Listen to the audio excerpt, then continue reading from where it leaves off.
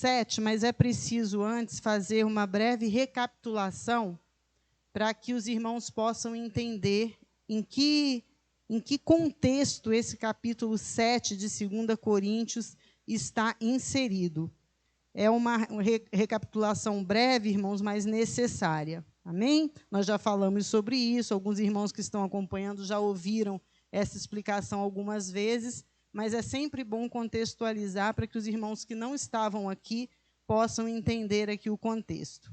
Bem, Paulo havia fundado a igreja em Corinto, como os irmãos sabem, na sua segunda viagem missionária. E ele ficou ali um tempo, né, até que aqueles irmãos estivessem fortalecidos, e essa era uma estratégia do apóstolo Paulo. Ele fundava a igreja, ficava um tempo naquele local e depois ele ia para outros locais fundar outras igrejas, porque como nós vimos aqui, irmãos, no domingo, nós aprendemos, né, que Paulo era um plantador de igrejas. Paulo não era um pastor local. Deus chama pessoas para diferentes tarefas, né, para diferentes atividades no seu reino. E Paulo era desses que plantava igrejas. Ele não ficava em uma igreja apenas, pastoreando aquela igreja. Ele fundava igrejas, ele plantava igrejas, colocava presbíteros ali cuidando da igreja e ia para outros campos fundar novas igrejas. E assim aconteceu com a igreja de Corinto. Paulo fundou aquela igreja, passou um tempo ali com eles e depois foi para outros lugares fundar outras igrejas. E um dia Paulo, então, recebe notícias não muito boas a respeito da igreja de Corinto. Paulo recebe notícias preocupantes de que alguns crentes em Corinto não estavam vivendo uma vida cristã como deveriam viver. A igreja estava se desviando daquele caminho original, coisas estranhas e ruins estavam acontecendo no meio daquela igreja. E Paulo, então, como sempre, né, preocupado, embora ele não fosse um pastor local, Paulo era um pastor de ovelhas, ele se preocupava com o rebanho, ele se preocupava com o crescimento saudável da igreja do Senhor. Então, preocupado com aquela igreja, Paulo escreve uma carta a eles. Essa carta é mencionada, essa primeira carta que Paulo escreveu à igreja em Corinto, ela é mencionada na primeira epístola aos Coríntios, que nós temos aqui na nossa Bíblia. Porque, como eu disse aos irmãos, 1 Coríntios, na verdade, é a segunda carta que Paulo escreve àquela igreja. Em 1 Coríntios, no capítulo 5, no versículo 9, Paulo faz menção de uma carta anterior. Ele diz, eu já lhes escrevi em carta que vocês não se associem, né, com os impuros, com os imorais, com os ímpios. Então, Paulo escreve essa primeira carta para aconselhar a igreja, para que houvesse uma mudança na atitude daqueles crentes. Mas essa primeira carta, provavelmente, ela não produziu um efeito positivo. Paulo fica sabendo disso por meio de uma visita que ele recebe uma comissão, um grupo da igreja de Corinto, que vai até ele levando uma oferta e também levando uma carta com algumas perguntas da igreja. A igreja tinha dúvidas sobre a questão do casamento, a igreja tinha dúvidas sobre a questão de comer carne sacrificada. Então, Paulo recebe uma comissão de irmãos de Corinto que vão até ele com uma oferta, com essa carta, com algumas dúvidas, e dão notícias, claro, de que a coisa lá não estava bem ainda, né? Havia imoralidade no meio da igreja, havia divisões no meio da igreja, havia problemas até mesmo na celebração da ceia do Senhor. Então, havia uma série de problemas. E, diante disso, Paulo escreve, mais uma vez, Paulo escreve uma segunda carta, que é a primeira epístola aos Coríntios, que nós temos aqui na nossa Bíblia. E como nós sabemos, já estudamos aqui, né, irmãos, recentemente, nessa carta, 1 Coríntios, Paulo trata de uma série de assuntos práticos sobre a vida da igreja. Ele responde aquelas perguntas, aquelas questões que os irmãos tinham a respeito do casamento, a respeito do comer carne sacrificada. Ele fala do problema da imoralidade na igreja. Enfim, ele trata de uma série de questões práticas que envolviam ali a vida da igreja em Corinto. Mas, ainda assim, irmãos, o problema persistiu. Paulo já havia escrito 2 cartas e o problema estava lá persistindo, não tinha sido resolvido. Então, ele resolve agora fazer uma segunda visita à igreja de Corinto. Os irmãos estão acompanhando? Ele recebe, depois de enviar 2 cartas, ele agora resolve voltar a Corinto. Era a primeira vez que Paulo voltaria a Corinto depois de ter fundado a igreja. Ele resolve fazer uma visita à igreja. E quando chega em Corinto, irmãos, Paulo enfrenta uma oposição muito grande ali. A essa altura já havia um grupinho ali, né? Nós não sabemos de quantas pessoas, não sabemos a extensão desse grupo, mas àquela altura já havia um grupo ali forte de oposição contra o apóstolo Paulo. E quando ele chegou lá, então, ele sofreu uma grande hostilidade.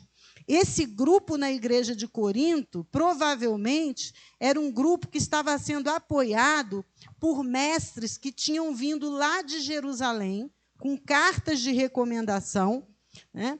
E que estavam ali e que se diziam apóstolos. Esses mestres vindos de Jerusalém, eles se diziam os verdadeiros apóstolos do Senhor. E eles atacavam Paulo duramente. Diziam que Paulo não era um apóstolo verdadeiro, dizia que Paulo era um inimigo do judaísmo, porque Paulo pregava a salvação somente pela fé, sem as obras da lei.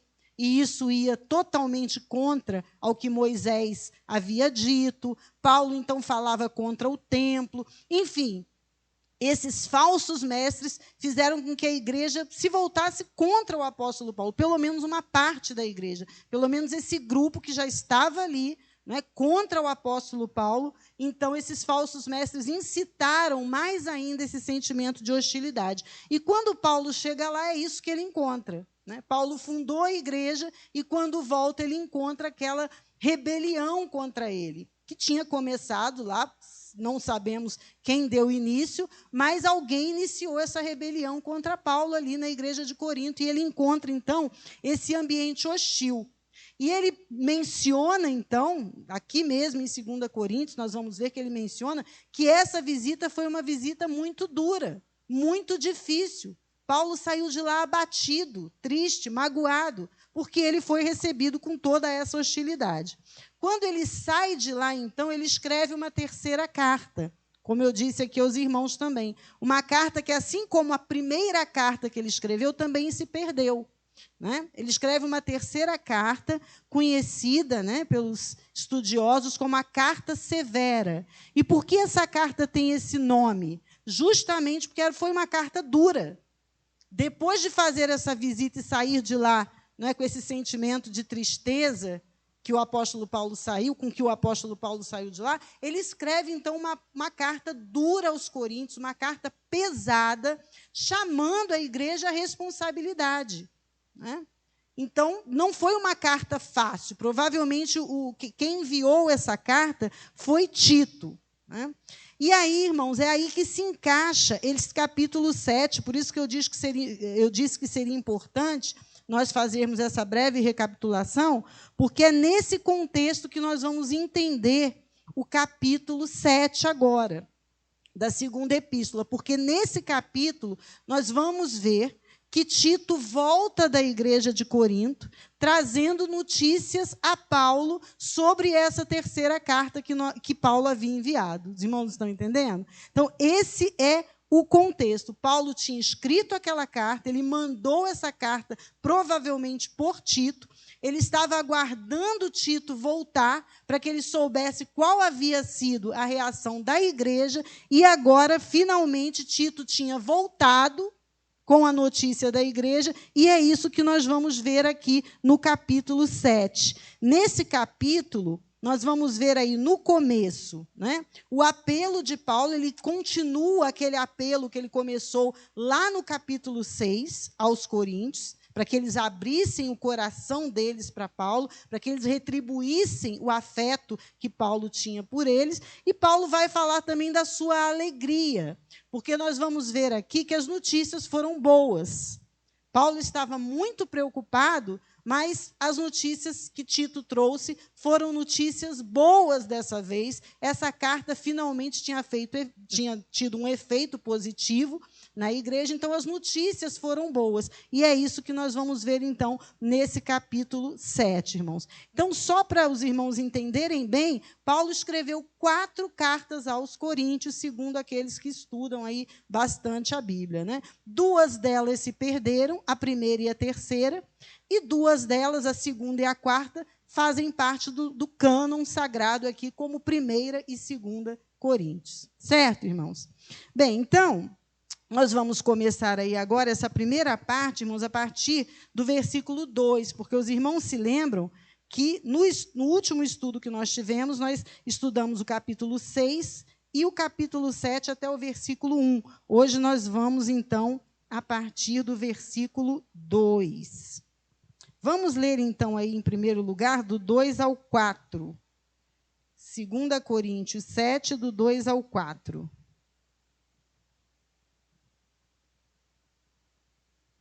Diz assim, irmãos: concedam-nos lugar no coração de vocês.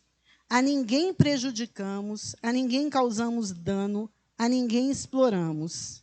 Não digo isso para condená-los. Já lhes disse que vocês estão em nosso coração para juntos morrermos ou vivermos.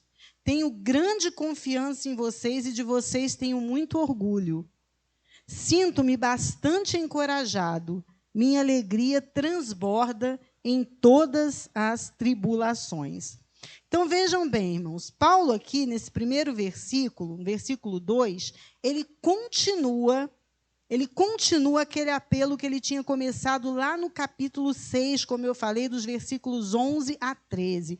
Vamos voltar aqui. O que nós vimos no capítulo passado? No capítulo 6, Paulo se recomenda à igreja de Corinto como um verdadeiro servo de Deus. Ele mostra as atitudes dele, os seus sofrimentos, as suas privações, mas a sua perseverança no meio de tudo aquilo, não é?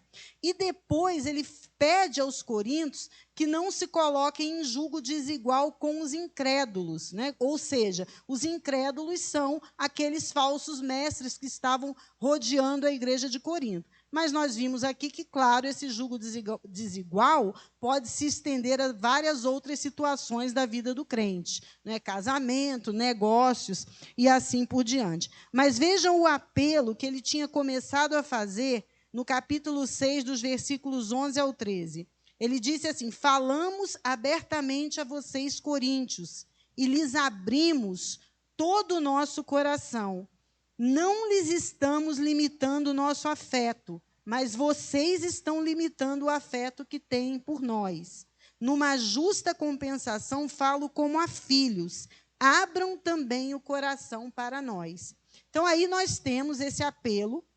Como eu disse aqui no último estudo, Paulo pede aos crentes em Corinto que eles retribuam o amor, o afeto, o carinho que Paulo tem por eles. Ele diz: abram o coração de vocês, né? Dilatem o coração de vocês e nos deem, em retribuição, o mesmo amor, o mesmo afeto, o mesmo carinho que eu tenho por vocês. E agora, aqui no capítulo 7, versículo 2, é como se ele estivesse continuando esse apelo. Ele havia feito um parêntese para falar sobre a questão do jugo desigual, para dizer aos coríntios que eles não deveriam aceitar o que aqueles falsos mestres estavam dizendo, mas sim o que ele, Paulo, que eles conheciam, que havia fundado a igreja, eles deveriam dar ouvidos a Paulo, e não aqueles falsos mestres. E aqui ele continua no versículo 2, dizendo: concedam-nos lugar no coração de vocês. Mais uma vez Paulo falando, mais uma vez ele pedindo: por favor, abram o coração de vocês. Vocês estão com o coração fechado, né? Eu estive aí, fui hostilizado. Vocês estão com o coração fechado para mim. Abram o coração de vocês. E quais são os motivos agora que ele dá para que os coríntios abram o coração para ele? Ele diz: a ninguém prejudicamos, a ninguém causamos dano e a ninguém exploramos. Então, mais uma vez, Paulo aqui está apelando para a consciência dos coríntios, para que eles reconheçam que, enquanto esteve entre eles, Paulo nunca havia feito nenhuma dessas coisas. Ele nunca tinha prejudicado ninguém, ele nunca tinha causado dano algum a ninguém e nem explorado ninguém. Ele sempre havia tratado todos eles com justiça. Ele nunca havia feito nada para prejudicar aqueles crentes. E é importante isso, irmãos, porque Paulo era o fundador da igreja. Ele tinha influência. Como fundador da igreja, como pastor, ele poderia ter usado essa influência para prejudicar alguém, para corromper, para explorar. Na verdade, quantas pessoas usam da influência que têm, infelizmente, muitos pastores até fazem isso, para explorar as pessoas, porque sabem que tem uma influência sobre as pessoas. Paulo não fez isso. Nós já vimos aqui que, pelo contrário, durante um bom tempo em Corinto, ele fez questão de trabalhar com as próprias mãos, de construir tendas para que não fosse pesado a ninguém. Em 1 Coríntios, no capítulo 9, Paulo fala da sua renúncia, de como ele vivia uma vida de renúncia para não trazer nenhum escândalo, nenhum obstáculo, nenhum tropeço ao evangelho. Ainda que ele tivesse direito, né, direito, por exemplo, de ser sustentado pela igreja, esse era um direito legítimo de Paulo, assim como é um direito legítimo, né, daqueles que cuidam do rebanho, daqueles que cuidam da igreja do Senhor, mas Paulo diz que abriu mão disso. Ele abriu mão disso porque ele não queria trazer nenhum obstáculo para a pregação do evangelho. Então, aqui Paulo está dizendo isso, olha, abram lugar, né, deem espaço no coração de vocês, nos concedam lugar no coração de vocês, porque vocês sabem que eu sempre me portei muito bem enquanto estive com vocês. Ele já tinha dito isso antes. Aqui ele está reforçando, nós já vimos isso em capítulos anteriores, no próprio capítulo 6 ele fala sobre isso. E mais uma vez aqui ele está dizendo, eu não explorei ninguém, não fiz mal a ninguém, por que vocês estão me tratando com essa hostilidade? Por que vocês fecharam o coração para mim, se eu sou o mesmo Paulo, que estive aí entre vocês, que tratei vocês com todo respeito, com todo carinho, nunca explorei ninguém. Então, aqui ele pode dar esse testemunho de si mesmo, né? Porque ele tem consciência, tem clareza da conduta que ele tinha no meio daqueles irmãos enquanto estava ali. Então, com base nisso, com base no seu comportamento, ele pode dizer, olha, eu não explorei ninguém. Tá? Então, ele está muito tranquilo para fazer essa afirmação. Né? É bom quando a pessoa tem tranquilidade de dizer, não explorei ninguém, não fiz mal para ninguém. E Paulo tinha essa tranquilidade aqui, ele podia dizer isso. E aí, no versículo 3, irmãos, vejam só. Ele faz aí uma espécie de ressalva. Né? Ele diz assim, não digo isso para condená-los. Ou seja, eu não estou dizendo que eu não explorei ninguém, que eu não tratei ninguém mal, porque vocês estejam me acusando disso. Vejam só. Né? Aqui ele vai ser muito diplomático. Ele diz, olha, não digo isso para condená-los. Já lhes disse que vocês estão em nosso coração para juntos morrermos ou vivermos. Aqui, Paulo já tinha recebido a carta. Não é? Nós vamos ver que ele já tinha... A carta não, desculpa. Ele já tinha recebido notícias, né, de Tito sobre a resposta da igreja à sua carta. Então, aqui, irmãos, o que Paulo quer aqui é trazer uma tranquilidade para a igreja. Ele quer restaurar aquele relacionamento que ele tinha com a igreja inicialmente. Então, ele não quer que eles se sintam culpados. Por isso, embora Paulo pudesse acusá-los, porque, afinal de contas, o que estava acontecendo em Corinto? Paulo estava sendo perseguido, hostilizado, caluniado. Né? Então, ele tinha motivos, sim, para falar para aquela igreja muitas coisas. Mas aqui ele diz, não estou dizendo isso para condená-los. Quando ele escreve isso agora, já não é mais para trazer nenhuma condenação, ele não quer causar nenhum conflito, ele não quer acusar a igreja, não, ele quer pacificar a situação. Essa é a intenção de Paulo. A igreja já tinha recebido a carta dele agora de uma forma positiva, então agora ele quer tranquilizar a situação, ele não quer mais que aqueles irmãos se sintam cobrados, acusados. Então, por isso ele diz, olha, eu estou dizendo isso, que eu acabei de dizer, né, que eu nunca explorei ninguém, que eu nunca causei dano a ninguém. Não é para que vocês se sintam culpados, ele está dizendo. Pelo contrário, eu já disse para vocês, olha só o que ele diz aqui, que vocês estão no nosso coração para juntos morrermos ou vivermos. Então, é uma afirmação de Paulo, mais uma vez, do amor que Paulo tem por aquela igreja, né? Ele está pedindo espaço no coração deles e, ao mesmo tempo, está dizendo, vocês estão no meu. Vocês estão no meu coração para morrermos ou para vivermos. Então, mais uma vez, né, nós já vimos aqui também Paulo, em outros momentos da carta, manifestando esse amor, esse afeto, esse carinho que nós sabemos que era sincero do apóstolo pela igreja, apesar de tudo aquilo que ele vinha sofrendo ali.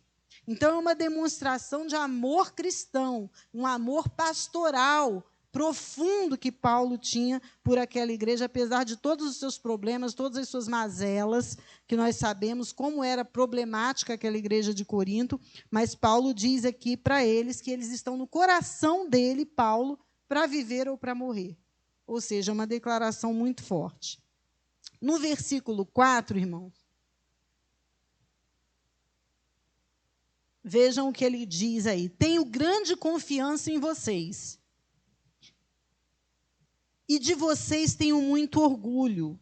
Sinto-me bastante encorajado, minha alegria transborda em todas as tribulações. Então, agora, ele diz que tem uma confiança na igreja, né?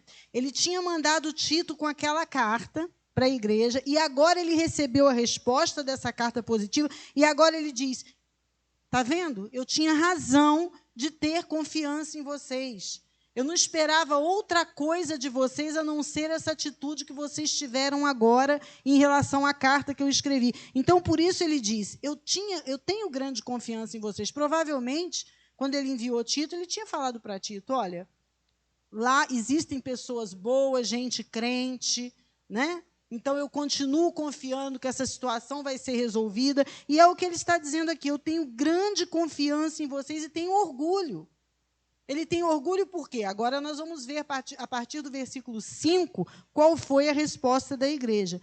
E aquela resposta da igreja positiva fez com que Paulo se sentisse encorajado no meio de todas as tribulações que ele estava passando. Quando Paulo escreve essa carta, que nós estamos lendo, né, 2 Coríntios, ele estava passando por muitas tribulações, irmãos. Paulo sempre estava no meio de tribulações, né?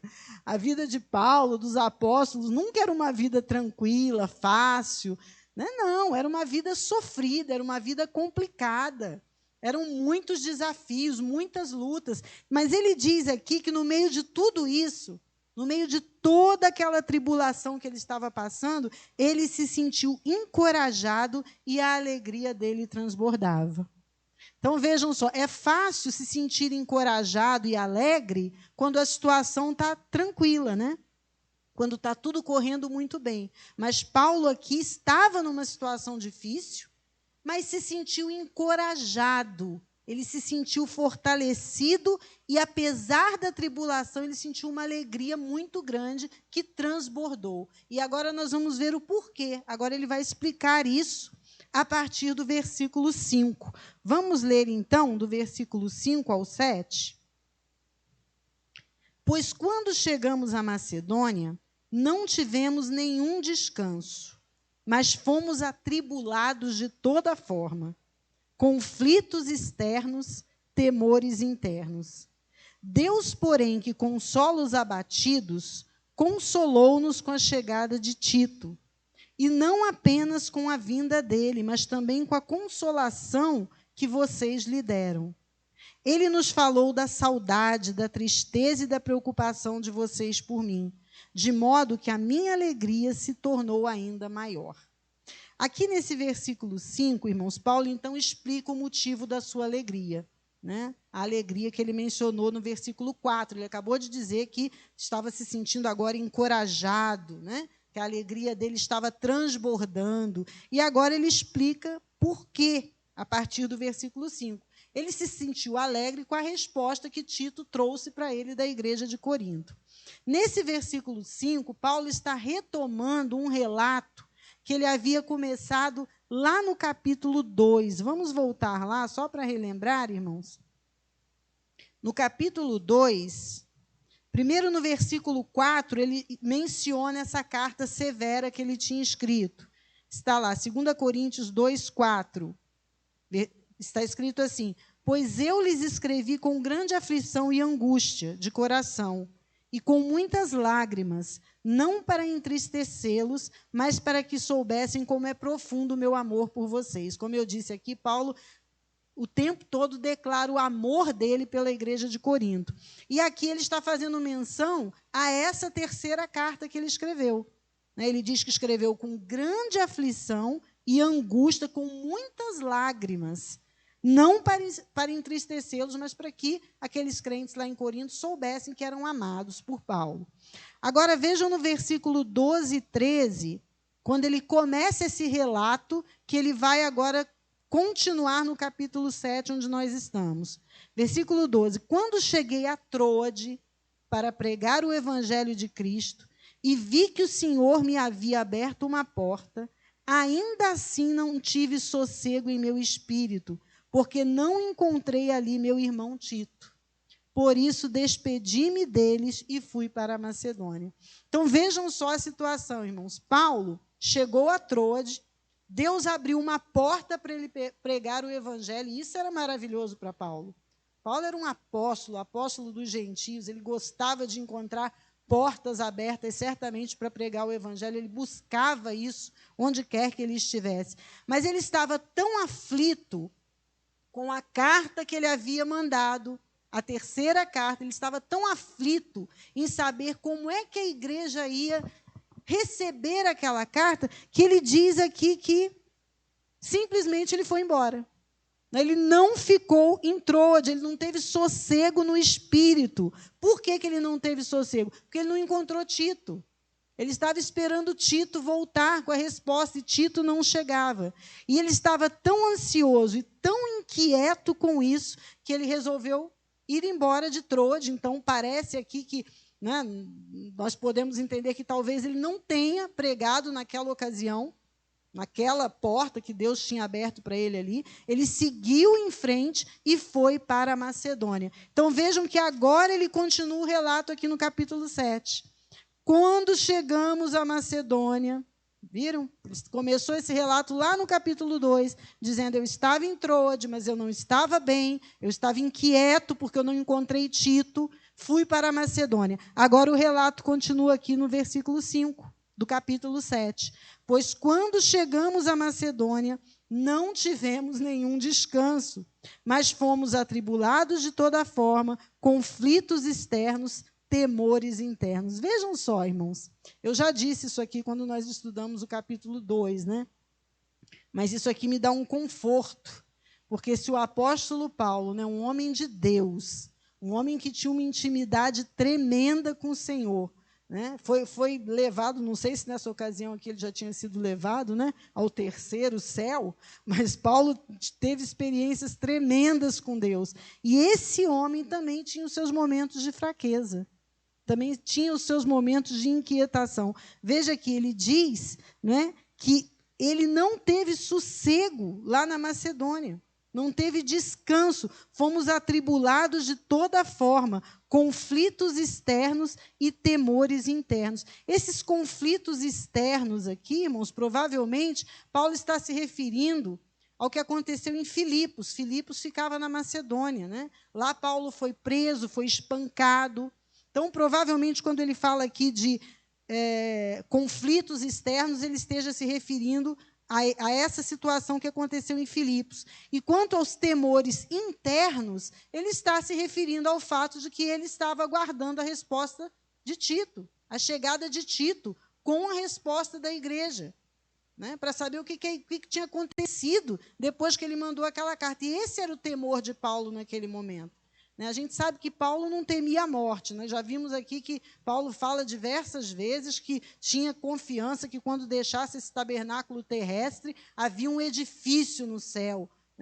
Para ele, morrer era Cristo e viver, aliás, o contrário, viver era Cristo e morrer lucro. Então, o temor que Paulo sentia aqui era de que todo aquele trabalho que tinha sido feito em Corinto fosse por água abaixo. Como é que os irmãos receberiam aquela carta? Qual seria a resposta deles? Possivelmente havia outros temores, mas esse era um dos temores que Paulo sentia ali naquela ocasião. Então, irmãos, isso aqui é algo que nos faz pensar muito, né? Nos faz pensar. Às vezes a gente acha que qualquer inquietação é falta de fé, né? Ai, não posso ficar inquieto, não posso ficar... Não, isso é falta de fé. A verdade é que isso faz parte da nossa natureza humana. Nós somos seres humanos. Tem dia que a gente não está bem, né? Nem todo dia a gente está assim, aquela fortaleza. Né? A nossa vida aqui nesse mundo é cheia de altos e baixos mesmo.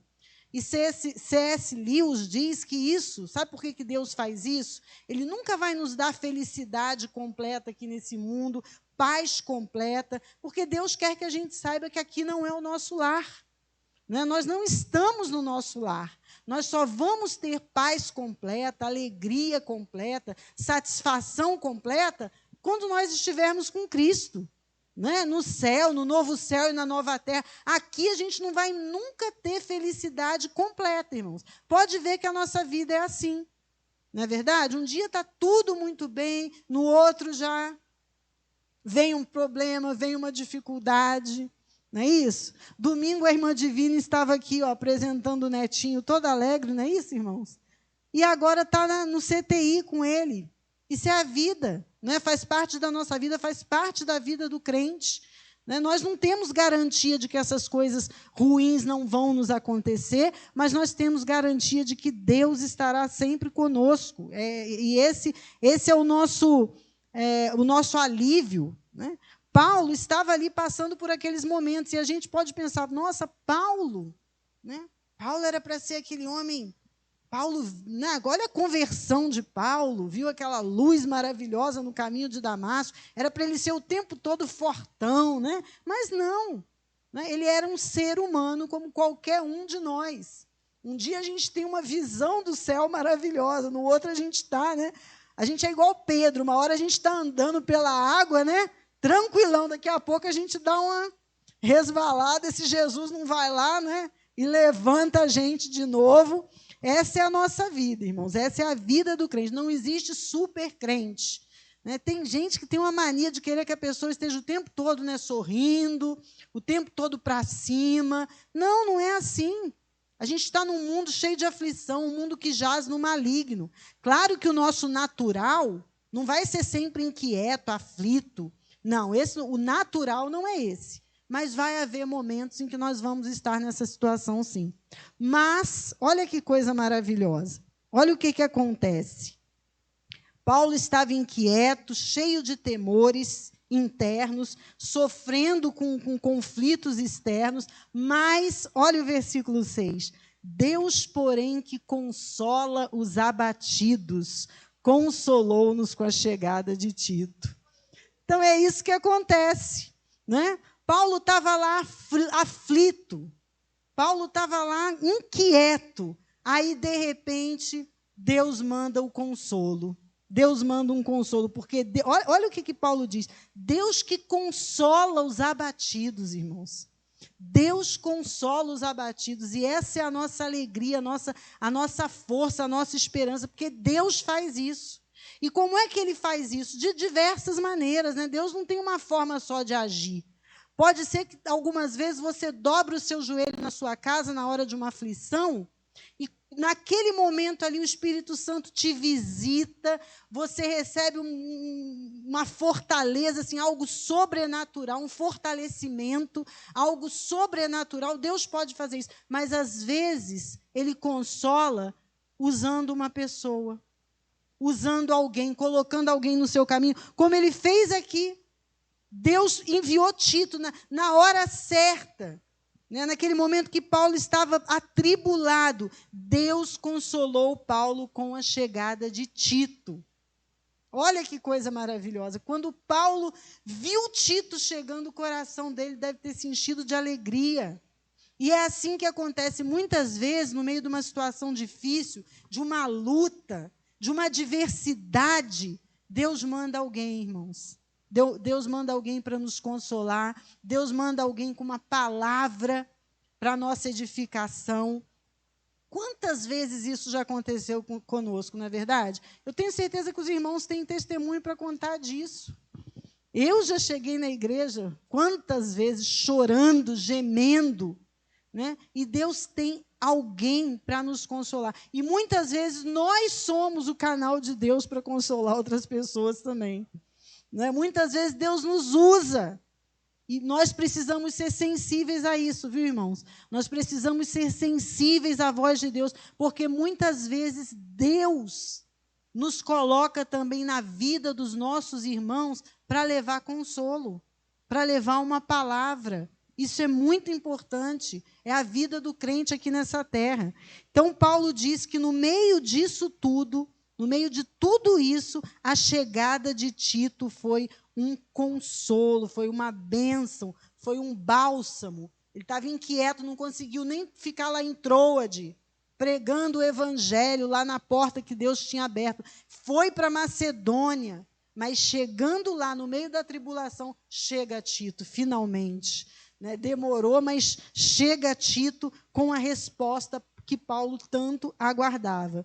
E vejam só o que ele diz aqui no versículo 7. E não apenas, ou seja, não foi só a chegada de Tito que consolou Paulo, mas ele também ficou consolado com a consolação que os coríntios tinham dado a Tito, olha só. E não apenas com a vinda dele, mas também com a consolação que vocês lhe deram. Ele nos falou da saudade, da tristeza, da preocupação de vocês por mim, de modo que a minha alegria se tornou ainda maior. Então, além de Tito ter chegado, que já era uma bênção, ver um irmão, um amigo querido, uma pessoa que Paulo sabia, né, com quem Paulo sabia que podia contar, além disso, Tito trazia boas notícias. E isso fez com que a consolação de Paulo fosse ainda maior. Vejam, irmãos, Paulo estava tão temeroso. Nós vamos ver aqui, mais à frente, não é, que ele se preocupou com o tom duro que ele usou naquela carta. Ele estava temeroso. Ele estava esperando talvez o pior. Mas olha só, não veio o pior, veio o melhor. Às vezes a gente sofre antes do tempo, né?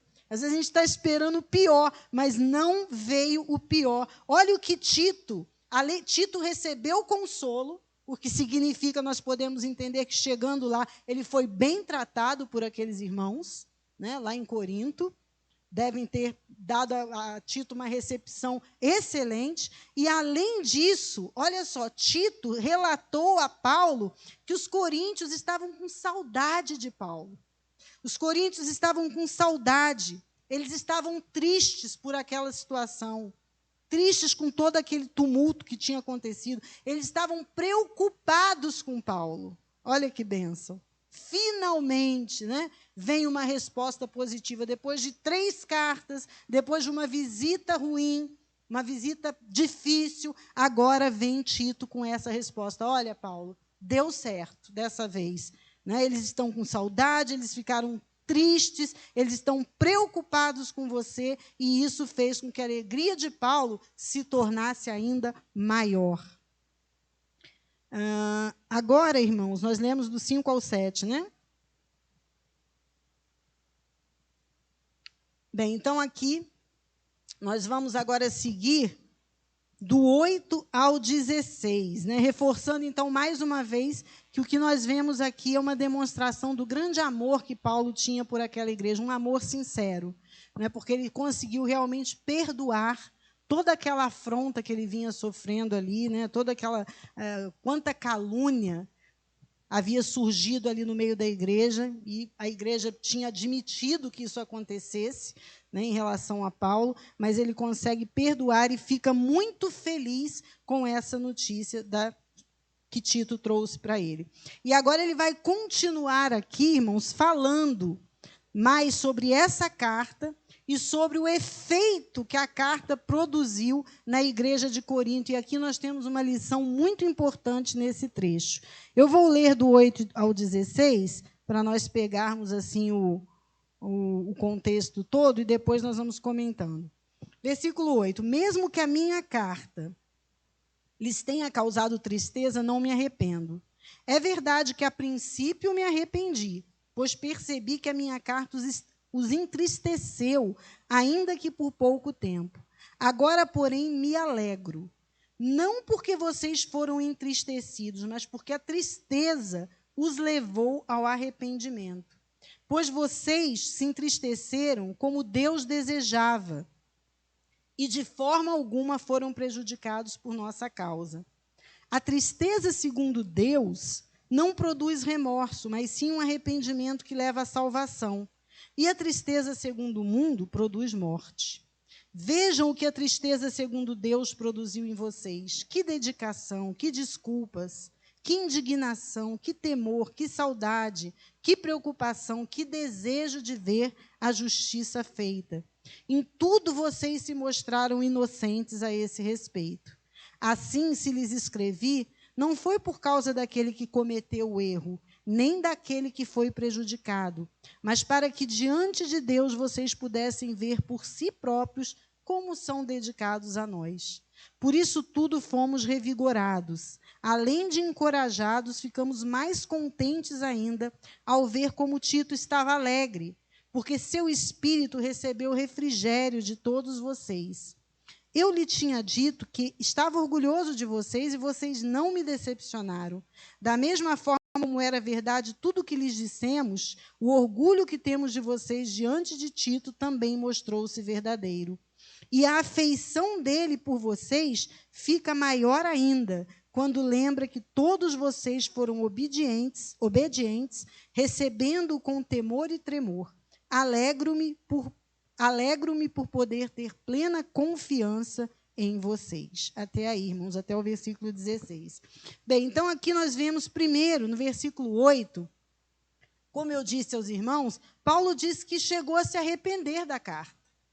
Ele escreveu uma carta dura, pesada, depois da visita terrível que ele tinha feito, a recepção, a hostilidade em Corinto, e ele chegou a ficar preocupado. Talvez ele tenha pensado assim, eu acho que eu exagerei um pouquinho na mão nessa carta. Ele diz aqui, a princípio eu me arrependi. Ele fala, mesmo que a minha carta tenha causado tristeza, não me arrependo. Eu me arrependi, ele diz, agora eu não me arrependo mais. Ele não se arrepende mais porque ele viu que a carta teve um resultado positivo, mas ele tinha ficado preocupado, por isso aquela ansiedade até que Tito voltasse com a notícia. Ele tinha ficado preocupado. Vejam, mesmo Paulo ficou preocupado de ter errado a mão, de ter sido duro demais na carta. Então ele diz, não me arrependo, me arrependi a princípio, mas agora eu não me arrependo. Por que ele não se arrepende mais? Ele diz aqui, olha, é verdade que a princípio me arrependi, pois percebi que a minha carta os entristeceu, ainda que por um pouco. Ou seja, eu sei que a carta deixou vocês tristes, era uma carta dura, pesada. Agora, porém, me alegro. Não porque vocês foram entristecidos, mas porque a tristeza os levou ao arrependimento. Pois vocês se entristeceram como Deus desejava e de forma alguma foram prejudicados por nossa causa. Então, Paulo diz aqui, eu agora não me arrependo mais, eu estou alegre por ter escrito essa carta, não porque vocês ficaram entristecidos, não simplesmente pela tristeza que vocês sentiram, mas porque essa tristeza que vocês sentiram levou ao arrependimento. Então, Paulo diz, eu estou alegre porque essa tristeza teve um efeito positivo. Eu provoquei tristeza em vocês, mas a tristeza gerou o arrependimento. Então, Paulo diz, então vocês não foram prejudicados pela minha carta. Eu não prejudiquei vocês em nada, porque vocês foram abençoados, vocês se arrependeram. E o arrependimento traz salvação. É isso que ele vai falar aqui. Olha que importante, irmãos. Talvez seja a maior lição desse trecho aqui de 2 Coríntios 7, é a diferença que Paulo faz entre a tristeza segundo Deus e a tristeza segundo o mundo, que nós temos aí nos versículos 10 e 11 agora.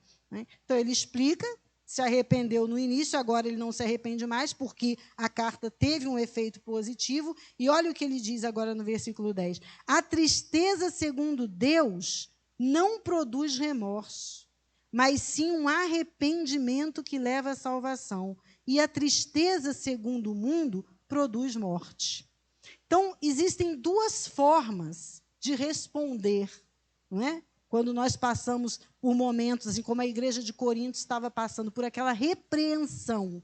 Eles passaram por uma repreensão muito dura de Paulo. E eles sentiram uma tristeza muito grande. Mas há dois tipos de tristeza. Olha só. Uma tristeza segundo Deus, que leva à salvação. E a outra é uma tristeza segundo o mundo, que produz morte. Como que acontece isso? Quando alguém se entristece segundo Deus, essa pessoa se arrepende, percebe o erro que cometeu, né, se entristece e ela é salva por causa disso, porque existe um arrependimento sincero. Agora, a tristeza segundo o mundo, ela não gera esse tipo de arrependimento, ela gera um remorso. A pessoa, às vezes, fica triste, né, não por causa do erro que cometeu, mas por causa das consequências do erro. Porque sabe que vai ter que pagar por aquele erro que cometeu. Então, não é uma tristeza positiva, não é uma tristeza que gera arrependimento, que vai levar à salvação. É uma tristeza segundo o mundo. Isso serve não só, irmãos, para situações de repreensão, mas para tudo na vida. Todas as situações que nós enfrentamos na vida, luto, desemprego, perda, enfim, qualquer sofrimento pelo qual nós passamos, pode gerar esses dois tipos de tristeza. Um é a tristeza segundo Deus, quando a gente procura ver as coisas do prisma divino, do ponto de vista de Deus, a gente entende que tudo aquilo vai, de alguma forma, contribuir para o nosso bem. E a outra tristeza é aquela tristeza segundo o mundo, quando a gente quer colocar a culpa, né? Já viram pessoas que passam por momentos de dificuldade, então elas ficam tristes e começam a culpar todo mundo? Culpam Deus, culpam as pessoas, assumem uma atitude de vitimização. Essa é a tristeza segundo o mundo, que não gera arrependimento, é uma tristeza ruim. Mas a tristeza segundo Deus, que é essa tristeza que os coríntios sentiram, essa é positiva, porque gera arrependimento. E é isso que, essa é a grande diferença, né, entre sentir uma tristeza mundana e sentir uma tristeza segundo Deus, que gera arrependimento. Vejam o que a tristeza segundo Deus gerou aqui nos Coríntios, versículo 11. Vejam o que esta tristeza segundo Deus produziu em vocês. Que dedicação! Agora os coríntios demonstraram dedicação a Paulo. Eles ficaram entristecidos com a carta, né? A carta caiu assim pesadamente sobre eles, fez com que eles sentissem uma tristeza profunda, mas essa tristeza fez com que eles sentissem também uma dedicação por Paulo. Que desculpas! Provavelmente eles manifestaram um arrependimento muito grande, pediram desculpas por aquilo que havia acontecido. Que indignação! Ficaram indignados com aquela situação que o apóstolo Paulo estava vivendo ali em relação à igreja. Que temor! Temor a Deus, né? Temor de punição também, sem dúvida nenhuma. Que saudade! Como eu disse, eles agora estavam com saudade de Paulo. Que preocupação, que desejo de ver a justiça feita. Tanto é que, como nós já estudamos aqui nos capítulos anteriores, eles puniram, disciplinaram aquela pessoa que havia começado a rebelião contra Paulo. Então, a carta gerou, irmãos, tudo isso neles, gerou uma tristeza, mas não uma tristeza segundo o mundo, né? Eles não estavam tristes segundo o mundo, ou seja, apenas com medo daquilo que poderia vir, das consequências, ou não, né, não colocaram a culpa em ninguém, não se vitimizaram. Eles entenderam que haviam errado, né? E esse entendimento trouxe o arrependimento necessário para que eles manifestassem o que nós estamos vendo aqui no versículo 11, né? Desculpas, indignação, saudade, preocupação com o apóstolo Paulo. E Paulo diz aí, em tudo vocês se mostraram inocentes a esse respeito, né? Quando Paulo diz aqui que eles estão inocentes, irmãos, os irmãos se lembram que Coríntios tinha 4 grupos lá, né? Lembram-se que esse foi um problema tratado ali na primeira epístola. Tinha aqueles que se diziam de Paulo, aqueles que se diziam de Apolo, aqueles que se diziam de Pedro, o grupo de Cristo. Então, tinha 4 grupos, um só era de Paulo, né? Então, isso significava que havia grupos que eram contrários a Paulo, que não respeitavam a autoridade, a legitimidade do apostolado de Paulo. E aqui ele diz, vocês se mostraram inocentes. Quer dizer, agora vocês provaram que vocês não têm culpa nessa divisão, que vocês não têm culpa, né, nessa hostilidade com que eu fui recebido na igreja. É isso que Paulo está dizendo aqui. Versículo 12. Assim, se lhes escrevi, não foi por causa daquele que cometeu o erro, nem daquele que foi prejudicado. Quer dizer, aquele que cometeu o erro é aquela pessoa que começou com a rebelião lá na igreja. Aquele que foi prejudicado foi o próprio Paulo. Paulo que foi prejudicado. Mas ele diz aqui, eu não escrevi nem por causa de quem cometeu o erro, nem por causa de mim, que foi prejudicado. Por que ele escreveu, então? Ele diz, para que, diante de Deus, vocês pudessem ver por si próprios como são dedicados a nós. Interessante, né? Como se Paulo estivesse dizendo assim, olha, eu escrevi para vocês caírem em si, para vocês perceberem que vocês me amam, que vocês são dedicados a mim. Né? É como se fosse um teste. Paulo tinha escrito como um teste, para que eles demonstrassem diante de Deus que, na verdade, eles tinham grande afeto, grande amor pela vida de Paulo. Versículo 13. Por isso tudo fomos revigorados. Por isso tudo. Ou seja, a carta que foi enviada, né, a resposta trazida por Tito, de que a igreja estava arrependida, com saudade de Paulo, querendo que a justiça fosse feita. Por tudo isso, Paulo se sentiu revigorado. Além de encorajados, ficamos mais contentes ainda ao ver como Tito estava alegre, porque seu espírito recebeu o refrigério de todos vocês. Ou seja, ao contrário de Paulo, né, Tito agora foi muito bem recebido. Devem ter feito, né, um almoço para ele, né? Uma coisa assim, né? Muito boa. Tito foi bem recebido pela igreja. A recepção foi ótima, né? Ele ficou muito, muito feliz com a igreja. Olha só, ele se sentiu. Paulo ficou mais encorajado ainda ao ver como Tito estava alegre. Então a gente pode imaginar que Tito voltou falando: Paulo foi uma bênção. Né, os irmãos fizeram aquele churrasco, né, me receberam bem e se arrependeram. Eu pude ver, Paulo, que eles estavam realmente arrependidos. Isso é coisa que a gente imagina, né, irmãos? Não é pecado imaginar, não. Tito foi bem recebido na igreja, estava com seu ânimo, né, elevado, o seu espírito recebeu refrigério, e isso trouxe mais consolação ainda para Paulo, quando Paulo viu.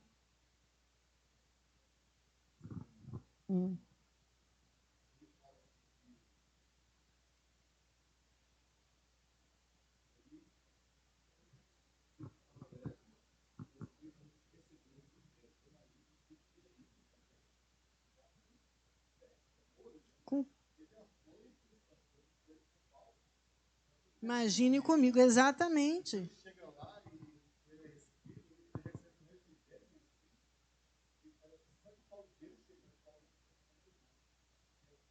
Exatamente. Tito sabia de tudo que estava acontecendo, né? Era um cooperador de Paulo, era uma pessoa próxima. Então, provavelmente, ele também foi temeroso, né?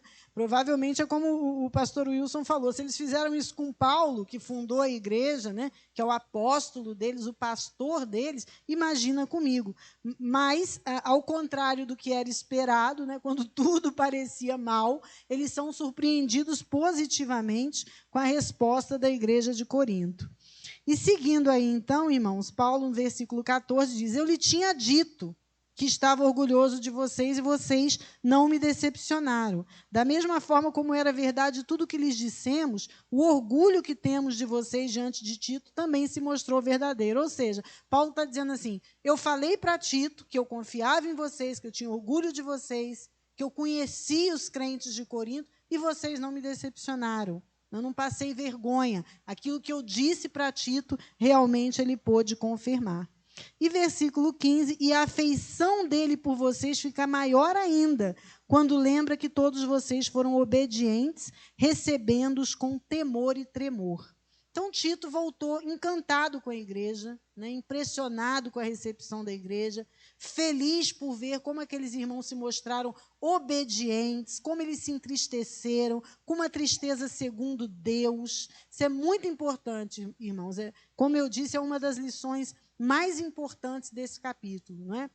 Nós passamos por situações difíceis na nossa vida, mas nós podemos ter dois tipos de atitude. A tristeza segundo Deus, que vai gerar bênção, arrependimento, vida, salvação, e a tristeza segundo o mundo, que gera revolta, não é? Que gera sentimentos horríveis, que levam a uma derrocada ainda maior. Existem vários exemplos disso. Quantos crentes aí se desviam do caminho do Senhor, porque vem uma luta, ele se entristece com uma tristeza segundo o mundo. Ah, isso não podia ter acontecido.